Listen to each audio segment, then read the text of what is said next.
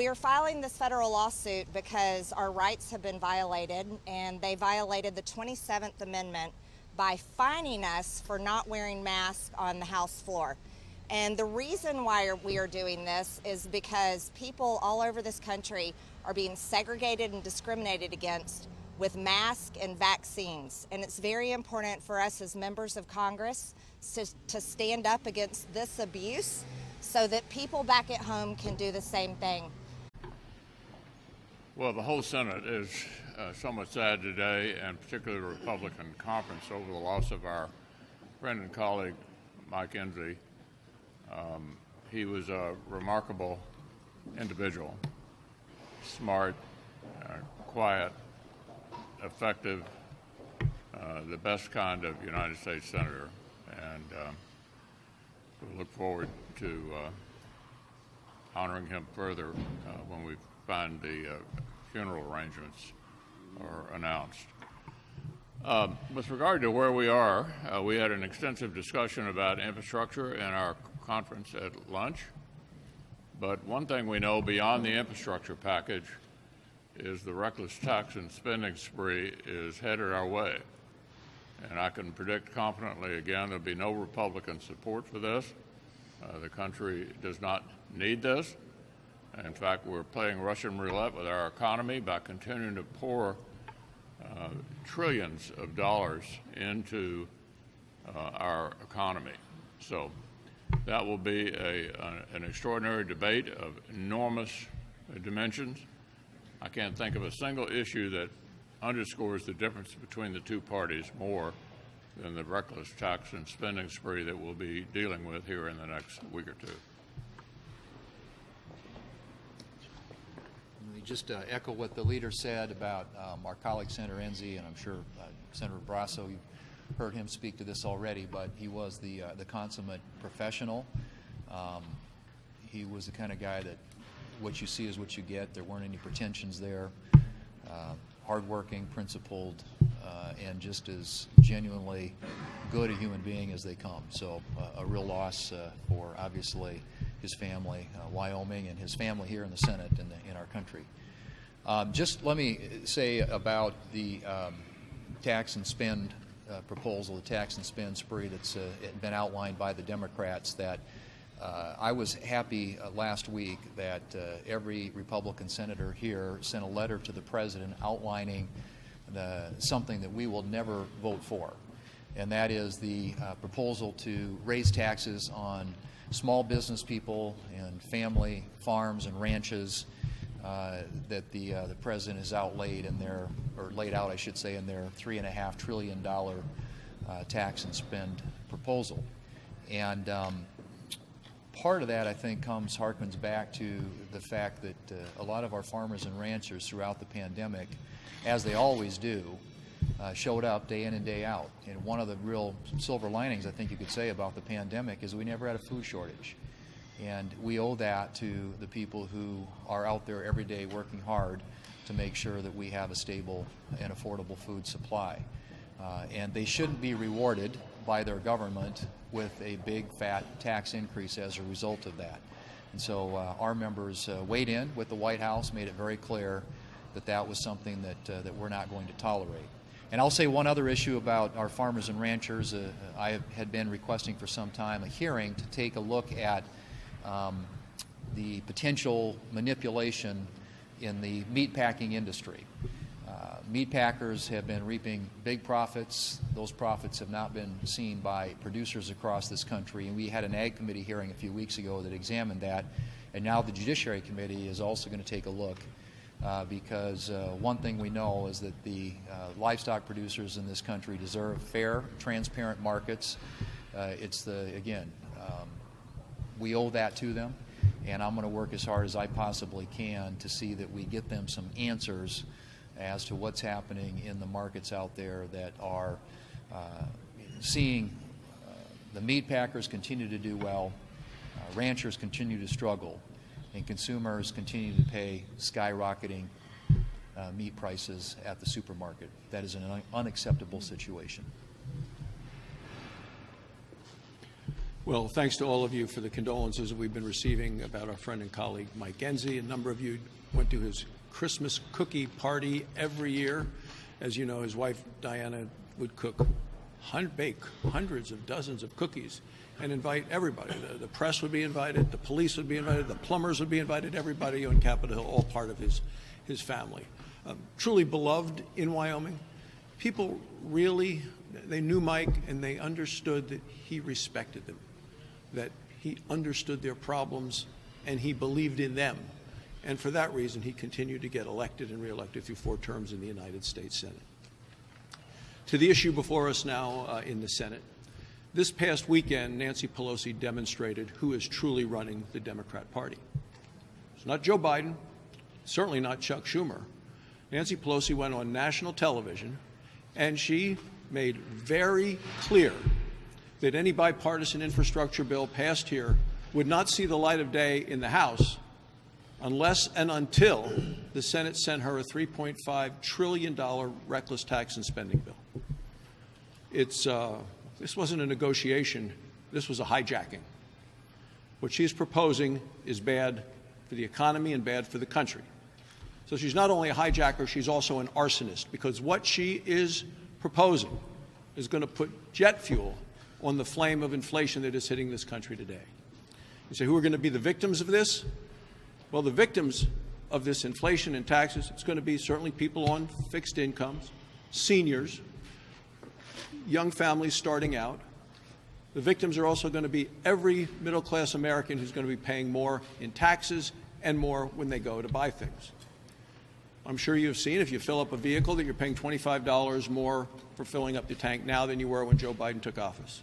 If you go to a weekly grocery shopping, you're paying about $25 more for groceries than you did when Joe Biden took office. That is what we're looking at. And it does seem the Democrats want to drag us back into the age of Jimmy Carter inflation. And you remember they talked about the misery index back then, the impact of the economy of these policies. So Nancy Pelosi has said basically there will not be a penny for roads, not a penny for bridges, not a penny for ports, not a penny for airports, unless and until the Senate passes increase in taxes and spending on the American people. There is not a single Republican in the House or the Senate who is going to support this tax and spending spree, which is clearly irresponsible. Well, COVID continues to be a problem, obviously. I think the Center for Disease Control is going to make some announcements on that later today. I hope that they'll be more forthcoming with information than we've had up till now during this pandemic. I don't know of any reason not to share the information that the Center for Disease Control has. For instance, a lot of talk about people who've been vaccinated but then got COVID-19, the Delta variant, or some other kind of COVID-19. If you share those facts and figures right, that shouldn't be a big shock. As I recall, one of the vaccines had an 85% or so effectiveness rate. Another one had a 95% effectiveness rate. That would mean, somewhere between 5 and 10 and 15 of every 100 people that get the vaccine are going to get COVID. But the good news is the people that got the vaccine that got COVID have a very different circumstance than the people who didn't get the vaccine and got COVID. I had 3 stories I thought I'd share with you today. One in Monette, Missouri, near my hometown of Springfield. A guy named Cole, who was married, 26-year-old, father of 2 young children. His symptoms got really bad. He thought his family was losing him. It didn't work out that way, but here's what he said. He said, quote, "I just remember sitting in the hospital and just thinking to myself, you could have avoided this. I just don't want anyone to feel the way that I felt." That was Cole's quote. And then I saw in the Columbia, Missouri News report, a person who lost her youngest sister and her brother's wife to COVID, and having other family members battling that illness in the hospital.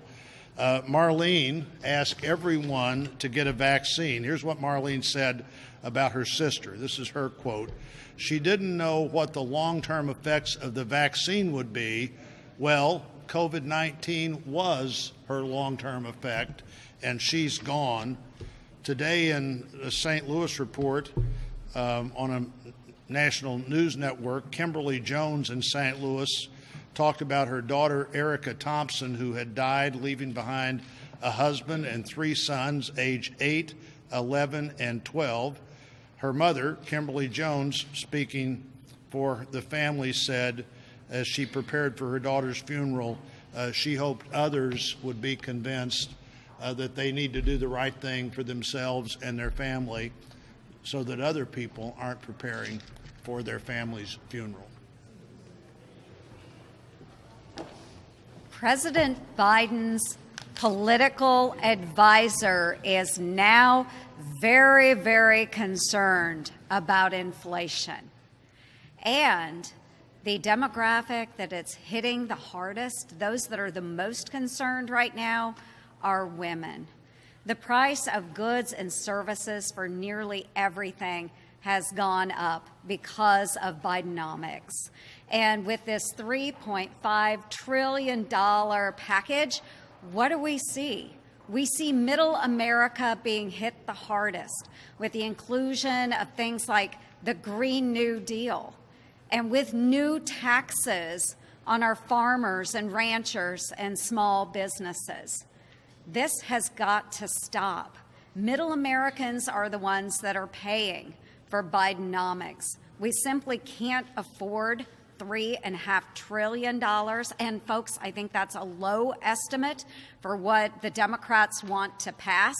They need to stop this reckless tax and spending spree. And I do hope that there are some common sense Democrats that will put an end to this. I hope everybody's following what's going on in Cuba right now. We have the Cuban population has finally said enough is enough. They've shown up. They've gotten on the streets. They have, unfortunately, the Castro regime is beating peaceful protesters. We have over 500 dissidents. Some of the dissidents I've talked to over the years. We don't know where they are. We do know some of them are being tortured, if not all of them.